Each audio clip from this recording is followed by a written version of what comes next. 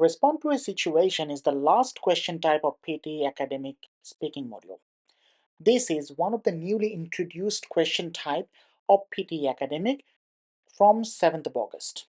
However, this is not an entirely new question type. So we have a very matured, well-tested strategy for respond to a situation.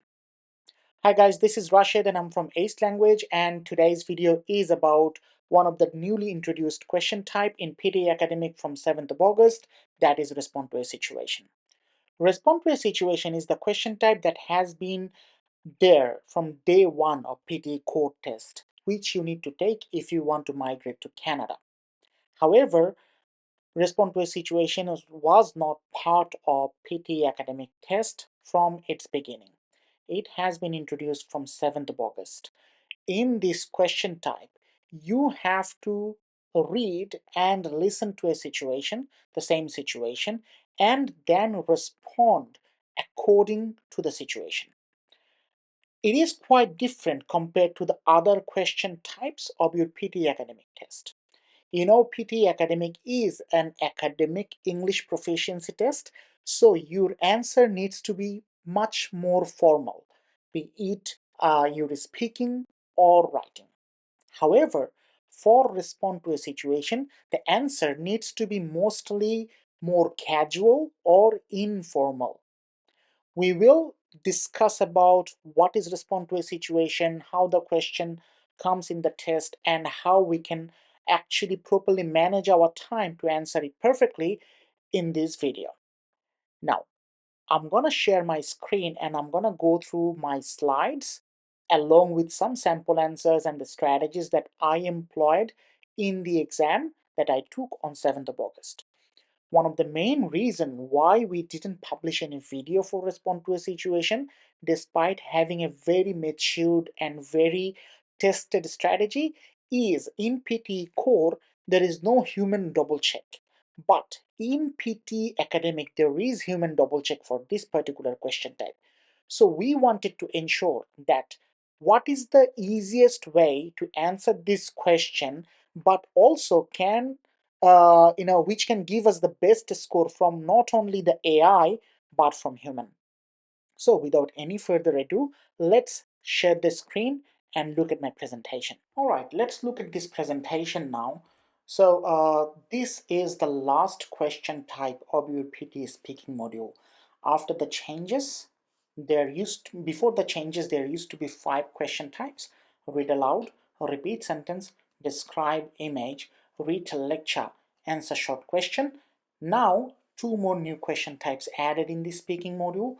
They are summarize group discussion and respond to a situation. And in today's video we are going to do respond to a situation. This is gonna be the exam screen. You are going to have this instruction panel, and this is gonna be your question.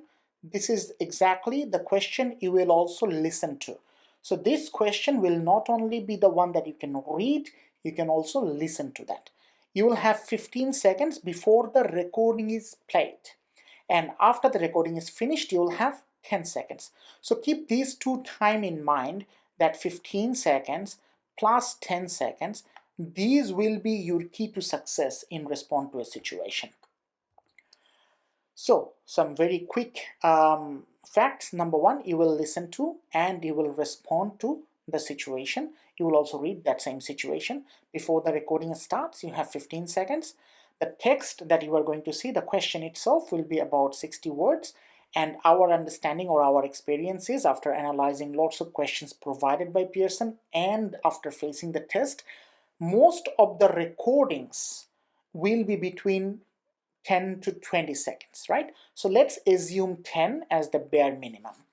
And why am I focusing on the 10 seconds? You'll get to know very shortly. You have about 10 seconds of preparation time after the question is finished, and then you'll have 40 seconds to answer. Your score will only go to speaking module and by 12.5%, and human will check your content only. They will not check your fluency and pronunciation, just like describe image, read a lecture, and summarize group discussion. This is the marking criteria for your respond to a situation. there are 6 marks for content, 5 for fluency, and 5 for pronunciation. I'm not going to go in details about reading every line, identifying the mistakes and stuff, identifying the important parts. I'm going to just read what you need to do if you want 6 out of 6 in content. Remember again, content part will be double checked by human. So let's look at 6 points. So the first one, response deals with the situation effectively. That means whatever has been asked, you effectively responded to that. Successfully accomplishes the primary communication goal with full consideration of the context given in the prompt. That means you have given it the full consideration. You have actually responded to the full situation. Next says communicates with ease, flexibility, and precision throughout the response. That means it's easy to communicate. Remember, most of these communications will be informal, or situation will be informal. So you need to have a bit of an easy approach towards your communication. Need to have flexibility. You can't just say hi in every situation. You need to understand who you are talking to and what are you going to talk about, and then your answer needs to be precise throughout the situation. You can't just go here and there, talk about this, talk about that. You need to be very focused on what is the situation, and response is situationally appropriate. Situational appropriation is a very important factor, because if you do not address the situation appropriately, for example, if let's say you are talking to your landlord about a rental dispute, this is a very serious matter. You can't have a tone which is sarcastic or which is funny, right? And also it says, and fully developed, expanding beyond the prompt language to provide persuasive response. Provide a persuasive response. That means situation should be such where you have to persuade in most cases to bring it to your favor, right? So this is a very simple presentation of what you need to do in order to gain 6 out of 6. However, what I have done is broke it down in a bit easier way. So if you actually want to score 6 out of 6, make sure you show full understanding and have a fluent response. Very simple. That means you have all main ideas and details, paraphrase the situation, and compare between the views, and use various of vocabularies and smooth flow. Vocab is not a very key component of your scoring criteria, but it's good to have some good vocabs, right? And when we are going to answer our response to a situation, we are going to use a flexible structure, which we will see as part of this video, and we will have appropriate tone. It can be formal, can be informal, mostly informal. We will use the question to our advantage, but we will try to paraphrase it, right? And we will try to speak 4 to 5 sentences, which is quite reasonable to ask if you are going to talk for at least 30 to 35 seconds. We are going to try and speak between 30 to 35 seconds. And very important, guys, this we have seen lately that students are making this kind of mistake, that they are trying to focus so much so on the content, which is absolutely crucial, by the way. They are missing out on fluency and pronunciation, and you cannot do that under any circumstances. Now let's take a look at this screen. This is suggested by Pearson about what you should do. First and foremost, you should use first person point of view. So your answer should not contain this has been said or it has been said. It should contain the word I say or we say or I heard or we heard kind of words. You should always start with a greeting. That you should start with like hi or hello, excuse me, or pardon me, in this way, based on the situation, of course. You should mention all the key points of the prompt. The prompt itself is very short. You need to make sure that you respond. In your response, all of the prompt is covered. You should also try to match the formality of the listener. Here, I don't think you need to pay that much of an attention, but yeah, just understand that. And you should use contractions to sound fluent. For example, instead of saying I will, you can say I will. Or instead of saying they have, you can say they've. Instead of saying do not, you can easily say don't, like we do in our day-to-day life. That does not mean that you are going to use inappropriate language. You better use appropriate, polite language, and keep your language flexible and varied. That means use different vocabs in different places rather than just say I want to say, I want to say, I want to say. Trust me, people do that, students do that. Speak directly to the situation, don't go round and round and round. Ask what you have to ask. Let's say you are going to ask your boss about a salary raise. Ask that, can I get my performance appraisal, or can I get my salary raised? Ask that if that is the situation demands. And of course, stay on specific time and task. Don't go over 40 seconds. Don't answer in a way that you can't finish it on time, right? Now, this is the strategy. Remember, you have around 40 seconds in your hand. How? Let's take a look at the screen. First of all, you have 15 seconds to prepare before the recording begins. And then you have 15 to 20 seconds, the recording itself, and then 10 seconds. What I want you to do is, or what I did in my exam, is that I did not worry about what's in the prompt. That is, I did not worry about listening to it. Because if I want to pay attention to listening to it, I'm losing valuable time. Whatever I'm going to listen is written there on the screen.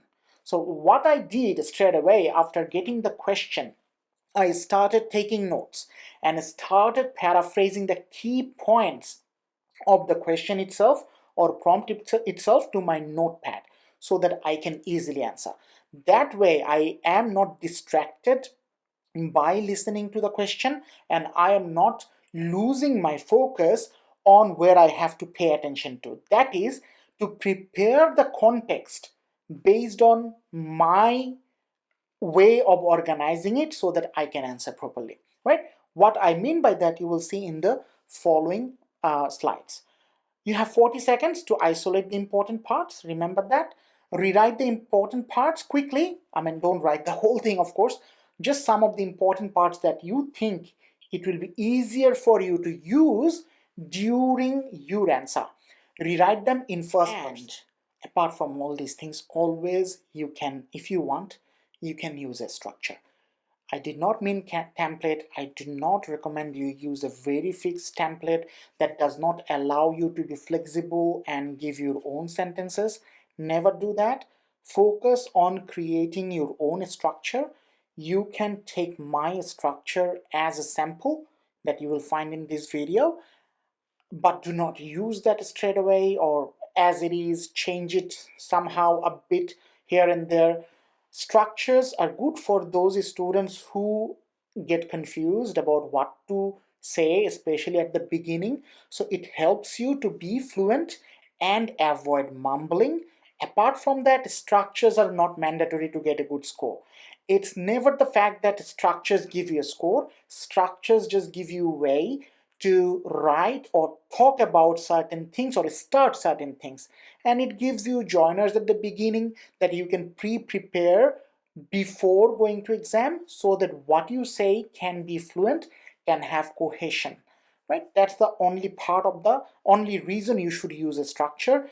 If you are confident that without using a structure you can speak without hesitation and mumbling, please do that by all means. Now, let's take a look at this particular question. For the sake of this particular question, we will listen to this recording. But as you can see, this is the instruction that tells me you will hear and read a description of a situation. You will have 10 seconds to think about your answer. Then you will have 40 seconds to answer the question. Please answer as completely as you can. So this is the situation, and this will be read by a speaker. Let's read this one first. You have to do a research project on the migratory habits of birds with a partner in your environmental studies course. You know your classmate is a really reliable student and you have some good ideas about the topic. You call him to ask if he would be your partner. What would you say to him? Now listen to the recording. It says the same thing. Let's listen to it. You have to do a research project on the migratory habits of birds with a partner in your environmental studies course. You know your classmate is a really reliable student and you have some good ideas about the topic. You call him to ask if he would be your partner. What do you say to him? So, as you can see, the same thing has been spoken by the speaker. Don't you think paying attention to listen to the recording is a redundant job that you are doing? That's not really appropriating your time properly. You need to use your time properly. That's a very valuable commodity, time. So remember the time we have. We definitely have 15 seconds at the beginning. Then we definitely have 10 seconds at the end. And in the middle, we have another 10 to 20 seconds. So let's just say 15 seconds just to be in the middle. So that means we have exactly 40 seconds to prepare to answer this question. And that's what we will learn now.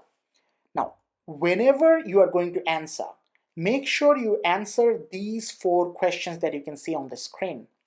And the first one is, who am I talking to? Remember, not who is spoken to. It's not the third person. The answer needs to be in the first person. Why it is important that we know who am I talking to? Because if we know who am I talking to, I will be able to address them properly. If I'm talking to a friend, I'm going to start with hi. If I'm talking to a professor, I'm going to start with excuse me. I'm not going to say hi to a professor. Then what is the situation? Remember, the situation will be given very directly and we also need to answer directly. Remember what we should do and we shouldn't do? We should answer directly. We should not go round and round and round, or we should not beat around the bush. We need to answer directly. And in order to do that, address the situation. Number 3, what am I going to ask? Am I going to ask to be a partner or am I going to ask to keep away? Whatever is written in your answer, in your question, you use that. And is there any other information that you can use from the question? That is also something you are going to have to cover. Now, while you do these things, remember your answer needs to be in the first person. Your answer needs to go more than 30 seconds. And most importantly, you need to maintain appropriate tone. Now, remember, we are not going to pay attention to the recording, so you don't need to worry about it, right?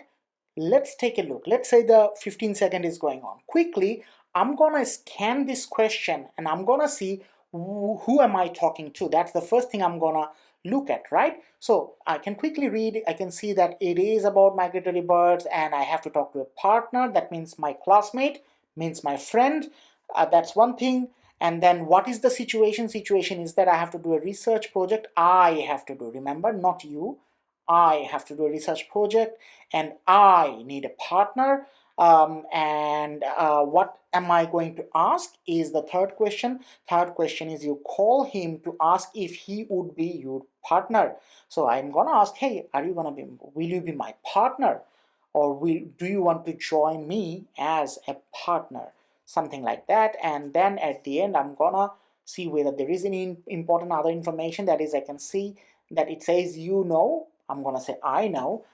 Your classmate, I'm gonna say my classmate, or you are a really reliable student, and you have, who has, I have some good ideas about the topic, and this is gonna be my other information. So I'm gonna use that 15 seconds plus 10 seconds or 15 seconds of the lecture itself or the recording itself and the 10 seconds after the recording to find out these answers very quickly. So who am I talking to? My classmate or friend. What is the situation? Situation is that I have to do a research project on the migratory habits of birds with a partner in my environmental studies course. And number 3 is what am I going to ask? Hey, will you be my partner in the project, or will you join me in my team all for this project, right? And is there any important other information? Yes, I know that you are a really reliable student and I have some good ideas about the topic. That's my answer. Now, what am I gonna do is I'm gonna see some of the sentence bank. This is my sentence bank. Doesn't mean that you have to use that, and in fact, do not use that, because that's my sentence bank, guys. You can take this and rewrite your own way, and it will become your sentence bank. That's when you are not using a template, you are using a structure. Take help from your teachers or anyone that you rely on. You can also take help from the AI to rewrite them, because this is how we should have certain things in our head so that we can answer with confidence. Keeping them in mind, now I'm putting those information in my answer. Hey, my friend. So I'm starting with hey or hi because I'm talking to my friend. I'm not gonna be very formal with him. Hi, my friend, or hey, my friend. I need to talk to you about something. So I'm introducing that, hey, I'm gonna talk to you. You know that I have to do a research project on the migratory habits of birds with a partner in my environmental studies course. So I'm just saying, hey, you know that thing, right? Or, just so you know, this is what we are gonna talk about. I know your time is valuable, so I'll get straight to the point and wanted to ask whether will you be my partner in the project. See, I'm giving the appropriacy to the situation. I'm asking him question, but I'm being polite. I'm telling him that I know your time is valuable, so I'm not gonna go round and round and round. I'm not gonna beat around the bush. I'm not gonna be indirect. I'm gonna be direct. Be my partner on the project. Also, I want to let you know that I know that you are a really reliable student and I have some good ideas about the topic. So that's my additional information. Now I'm trying to wrap it up. Now that you know the situation I just described to you, right? I just wanted to end by requesting you to be my partner on the subject. I'm kind of repeating the question itself, that what I actually want. I asked that already, but because this is an important situation for me, I added additional information in the middle. I'm gonna ask him remind him what was the real call really about. Now you can see that I have not really paraphrased anything, but I recommend that you do a bit of a paraphrasing in your answer. So please do not use a flexible template. Create your own sentence bank. Do not simply copy and paste your response from the question. If you want a very high score, use first person point of view and be sure to address the person, right? So the same question, I'm now doing a bit of a paraphrased answer. Hey, my friend, I need to talk to you about something. You know that we are assigned with a group project research. There is a typo. It should be group research project. It should not be two projects here. My apologies. Hey, my friend, I need to talk to you about something. You know that we are assigned with a group research project on the migratory habits in our environmental studies course. I know your time is valuable, so I will get straight to the point and wanted to know whether will you be my partner in the project. Also, I want to let you know that I know you are a really reliable student and I have some good ideas about the topic. You can see I'm not really paraphrasing that much in here. My paraphrasing skill has been put into test in the first sentence only, because first expression always lasts long. Now that you know the situation, I just wanted to end by requesting you to be my partner on the project. Very simple. Now, let's check out another question. Obviously, we will prepare, we can listen to the question itself during the exam. Obviously, we will listen, but we will not pay attention. And that means we will eventually have to answer by rephrasing the question itself. This text or prompt itself will be rephrased and answered. Now let's quickly listen to this question. You are having problems with your laptop and you need it to do an assignment for your course. Your friend is good with computers and you're hoping to take your laptop to her apartment so she can fix it. You want to leave a phone message for her. What would you say?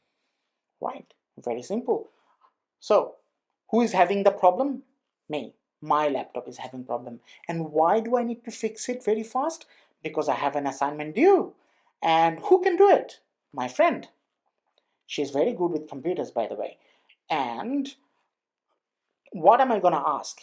Can I bring my laptop to your place? It's not that you can just simply take your laptop to someone's place to fix it, right? So who am I talking to in this case? My friend. And what is the issue here? What is the situation? Situation is I am having problems with my laptop and I needed to do an assignment for my course. Any additional information? Yes, my friend is good with computers and I am hoping I can take it to her apartment or her place so that she can fix it. And what am I going to ask? I'm going to ask, hey, would you be able to help me fix my laptop? Right? So if I do not use any sentence structure, or even if I use my structure, I'm going to start with a simple hi or hello. As I'm going to leave a phone message, how do we start a phone conversation? Most of the time, hello, right? So I'm going to say, hello, my friend. How are you? I wanted to ask you something. I have a problem in my laptop and I really need it fixed by tomorrow because I have an assignment due for my course. I know you are very good with laptops, so I was wondering, can I bring my laptop to your apartment so that you can help fix it? I know I'm asking for a lot. Would you be able to please help me because it is very important to me? Thank you. So what I did is very simple. I rephrased the question. I reused it in my own words. I told her what's the problem. I told her what I want and I told her what should be done or what am I expecting. And I started with hello because I am on a phone conversation and I ended with a thank you. I know in the previously a lot of students used to use thank you, thank you, thank you very much in describe image, which is totally wrong because you are not talking to a person, but here you are talking to a person. So now you know how to answer, respond to a situation by using a structure or without using a structure in a more free and open spoken way. So, my friends, I guess you now understand how to answer, respond to a situation perfectly. You have seen how I used the structure to answer without mumbling or hesitation. You have also seen me simply looking at the question and rephrasing the words of the question in my way to answer without using any structure. You can use any way that suits you the best, but remember a few things. Number one, when you responding to a situation, ensure that you are maintaining your fluency and pronunciation. You do not use a fixed template and do not use unnecessary illogical sentences or words. Use the question itself to your advantage and use the timing of the question to your advantage. Look at first 15 seconds, 15 seconds of the question itself, and 10 seconds after the question. Utilize these 40 seconds perfectly without paying attention to the question itself. You will do well and you will be able to answer, respond to a situation without any difficulty at all. Right? So, if you think the video was helpful, please like, share, and subscribe, and stay tuned for the next video. Thank you.